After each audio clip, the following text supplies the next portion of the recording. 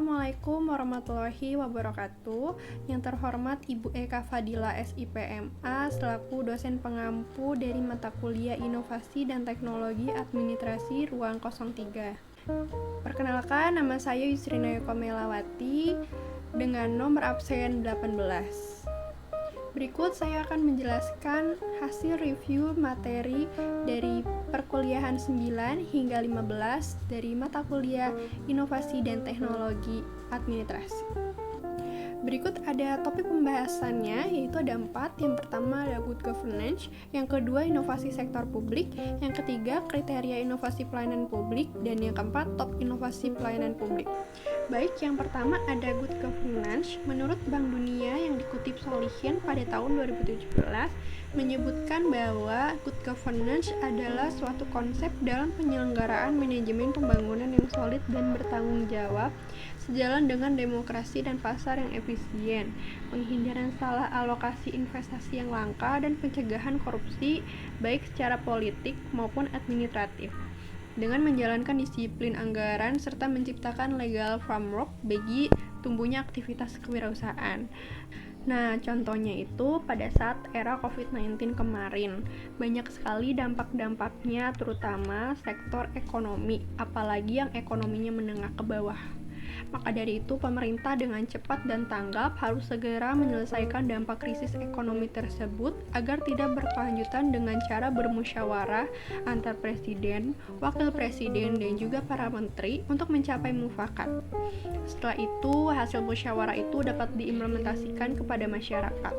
Namun, pada saat pengimplementasian keputusannya itu, ternyata timbul pro dan kontra dari akibat pelaksanaan tersebut.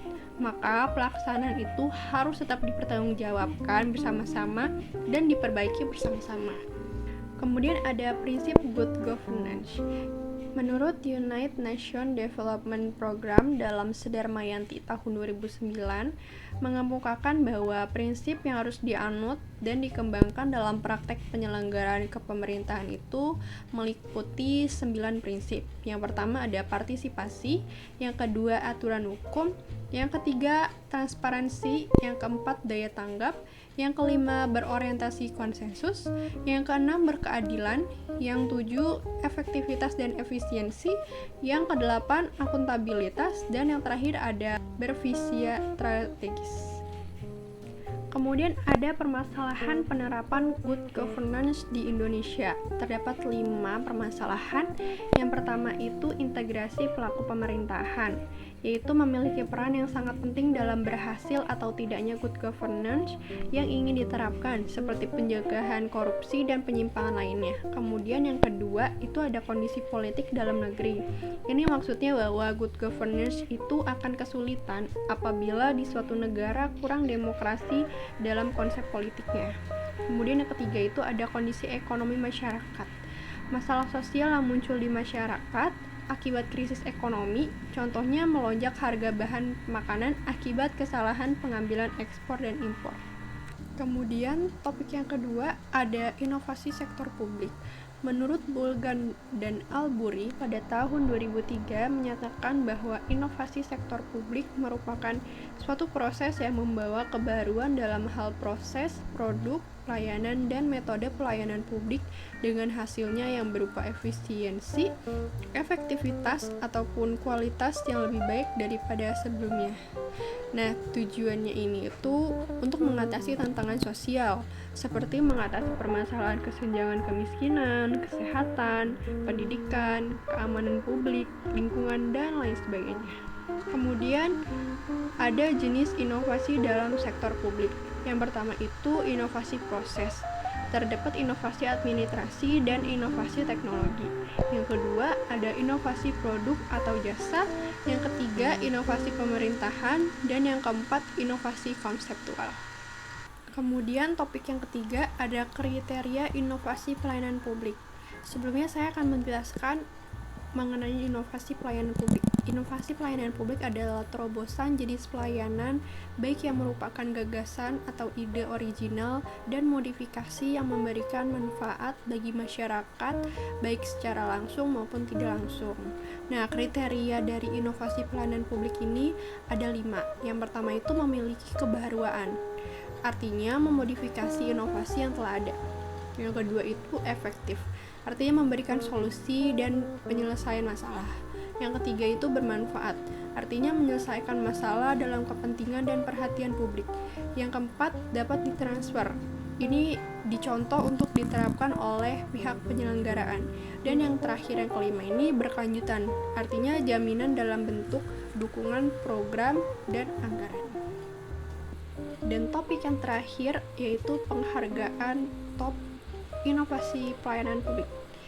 Kementerian Pan-RB menggelar rangkaian kompetisi inovasi pelayanan publik pada tahun 2022. Keputusan Menteri Pan-RB nomor 289 pada tahun 2022 tentang top inovasi pelayanan publik KIPP di lingkungan kementerian atau lembaga pemerintahan daerah BUMD dan BUMD pada tahun 2022. Kemudian saya telah memilih 3 klaster top inovasi pelayanan publik terpuji pada tahun 2022. Yang pertama ada klaster provinsi, yaitu dari Provinsi DKI Jakarta meluncurkan aplikasi Jaki, yang dimana aplikasi ini sebagai layanan satu pintu untuk membantu keseharian warga. Dengan aplikasi ini, warga dapat menikmati fitur layanan dan informasi hingga melapor kondisi fasilitas umum serta pelayanan publik di Jakarta.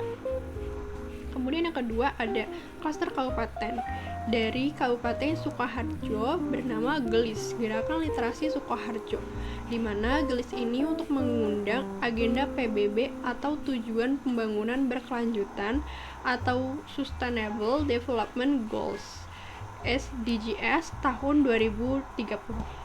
Kemudian yang terakhir ada klaster kota, yaitu dari pemerintah Kota Bogor. Ada ISPPT Kota Bogor, di mana ini adalah media online bagi seluruh warga Indonesia yang memiliki aset tanah atau bangunan di Kota Bogor untuk mempermudah dalam memantau aset tanah. Sekian review materi dari saya, kurang lebihnya mohon maaf.